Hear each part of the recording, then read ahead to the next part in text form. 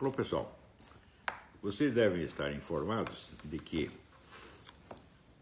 a polícia, chefiada por um delegado que foi assessor condecorado do governador petista de Minas Gerais, foi proibida de divulgar os dados da investigação declaradamente para não ajudar o Bolsonaro.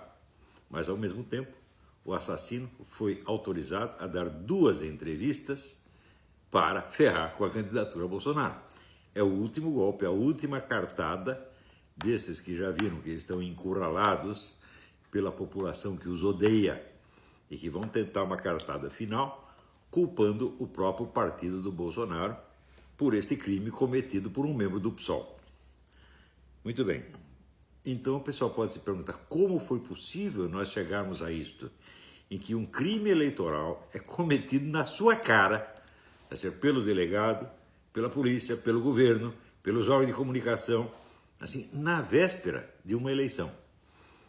Como pudemos chegar a isso? Então, para isso, nós temos que voltar um pouco no tempo e contar a história direito.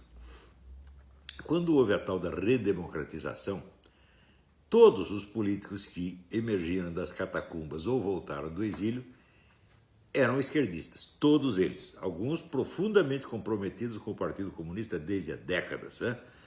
E tinha 2 ou 3 exceções que eram pessoas fraquíssimas, que vieram a compor o tal do PFL, que era um partido nominalmente liberal, mas que sempre procurava mostrar que não era tão direitista assim, sempre tentava dar um showzinho de isentismo, dizendo que era a favor da causa gay, da causa essa, causa aquela outra causa feminista, abortista, etc, etc, para não parecer muito direitista, né? Eu me lembro até que um membro dele, que era o Cláudio Lembo, né? Cláudio Lembo, quando eu o conheci, ele me apresentou aos seus colegas do Mackenzie, dizendo: este é o homem mais direitista do Brasil. E ainda me recomendou: você não pode ser tão direitista assim, você tem que ler um pouco o Evangelho, né? Daí eu estava com o Evangelho no bolso, falei: é esse aqui? Né? Quer dizer, era um palhaço, evidentemente, né? O PFL era todinho composto desses palhaços, é um partido que acabou se implodindo a si mesmo para desimpedir o caminho. A função dele era esta: servir de camisinha para os outros partidos. Fora disso, havia 3 agremiações em jogo, que eram o PT, o PSDB e o PMDB. Desses, assim, o PT era assim, o comunista mais radical, o PSDB era o comunista adocicado e o PMDB, que sempre foi controlado pelo Partido Comunista, tinha a função de parecer o partido isento, quer dizer, o partido sem autodefinição ideológica, onde os 2 outros podiam fazer as misturas que quisessem. Este composto, que estava 100% a serviço dos comunistas, foi o que constituiu o que nós chamamos a democracia brasileira, a redemocratização. Então era um sistema calculado para haver sempre um rodízio de poder entre o PT e o PSDB, com a ajuda dos seus servidores no PMDB. Isto foi a democracia. Ora, acontece que esta democracia estava contra a maioria da população. A maioria da população brasileira, segundo todas as pesquisas, era acentuadamente conservadora, sobretudo no ponto de vista moral e social. Isso todas as pesquisas, inclusive da Datafolha, mostravam isso. Então, num país que tinha a maioria de 70% a 80% de conservadores, você não tinha um partido conservador, não tinha um jornal diário conservador, não tinha um canal de TV conservador, não tinha uma universidade conservadora, não tinha uma revista semanal conservadora, não tinha nada. Ou seja, a população foi totalmente excluída da democracia. No entanto, essa democracia, ela tinha a seu favor a estabilidade, ela funcionava, ela tinha eleições e parecia que estava tudo normal, vamos dizer, de um certo ponto para cima. Aqui embaixo estava tudo, né, todo mundo oprimido, sem ter meios de expressar a sua opinião, mas lá em cima estava muito bem, era a democracia deles. Essa democracia foi muito bem vendida internacionalmente, mesmo porque todos esses políticos tinham um certo prestígio internacional e nós sabemos que o comunismo é uma rede internacional. Comunismo e socialismo são redes internacionais, não são partidos nacionais. Todos eles estão ligados, têm conexões com o mundo inteiro e têm o apoio das grandes megafortunas, né? Os bancos, o pessoal do Bilderberg, né? George Soros, Zuckerberg, toda essa gente. Então, é um poder descomunal que controlava o Brasil, a parte superior do Brasil, né, mantendo o povo sob censura, com mordaça, durante 30 ou 40 anos. Isto foi a democracia brasileira. Muito bem. Então, é evidente que foi a democracia calculada para consolidar o poder comunista, socialista, etc. Mais ainda após a fundação do Foro de São Paulo. O Foro de São Paulo era uma organização nitidamente criminosa, onde partidos supostamente legais se associavam intimamente a organizações criminosas, como as Farc, o MIR chileno, que tinha o monopólio dos sequestros na América Latina, né?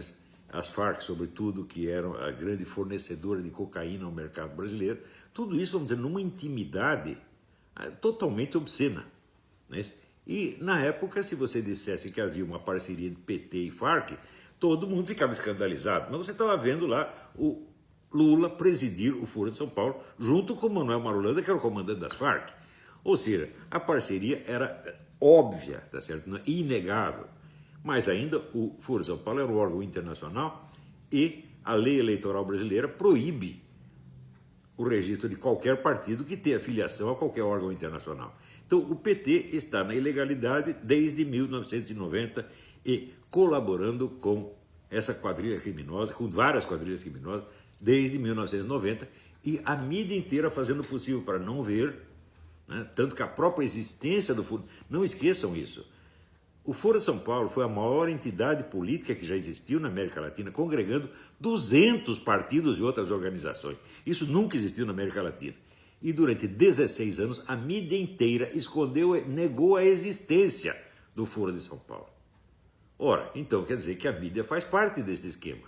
A mídia inteira, inteira. Claro que sempre tem um ou outro que não concorda, mas tem que ficar quietinho, porque a maioria da redação o oprime e não deixa falar. Tá certo? Então, veja, uma coisa que eu recomendo para vocês entenderem tudo que aconteceu e está acontecendo na América Latina e no Brasil é isso aqui.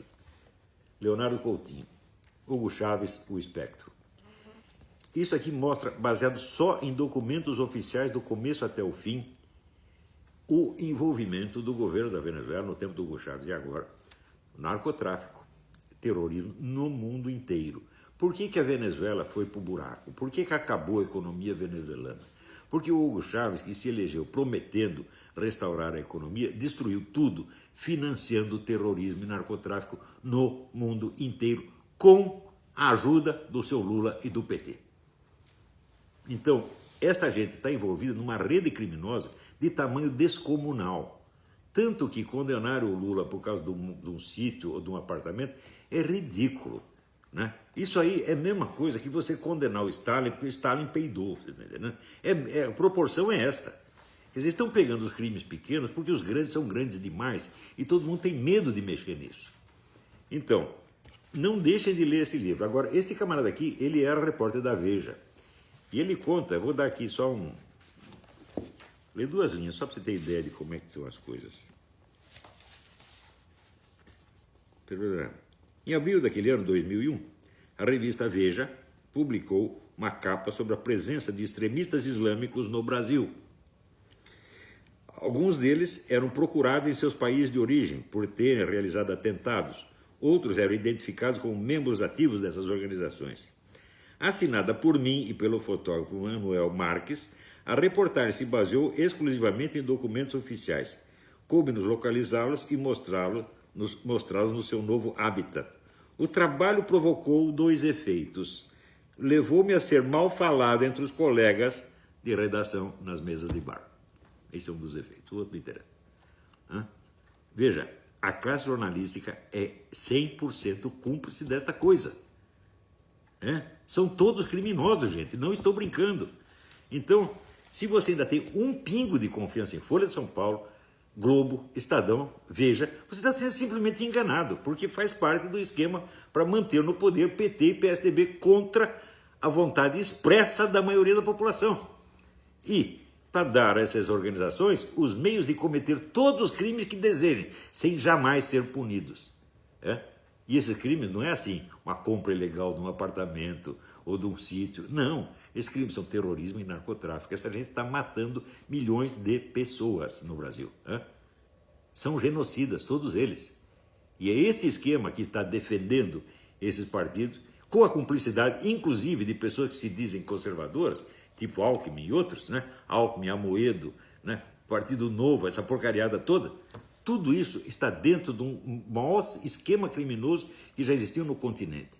Quando fala esquema criminoso, não é assim, propina, não é dinheirinho que escorregou daqui para lá. Não, gente, é genocídio, é morticínio, é genocídio, é terrorismo. Né? Então, é claro que eles têm que se defender, porque eles sabem que quando o Bolsonaro for eleito, eles serão investigados e punidos. Eles não podem permitir que isso aconteça de jeito nenhum. Então estão se apegando a tudo, inclusive a este crime eleitoral explícito, descarado e obsceno que será colocar este seu Adélio, esse criminoso, na televisão, na véspera da eleição, para prejudicar um candidato. Gente, acordem, vocês não é uma disputa política, não é uma disputa eleitoral, tá certo? É uma disputa contra o banditismo organizado, contra criminosos, psicopatas, gente sem escrúpulo de espécie alguma, incluindo os colaboradores mais suaves, tipo Alckmin. Todos eles estão metidos nisso, todos sem exceção, tá? Então, acordem, ou eleger o Bolsonaro ou dizer adeus ao Brasil. Até a próxima, obrigado. Não esqueçam uma coisa, visitem o meu Patreon.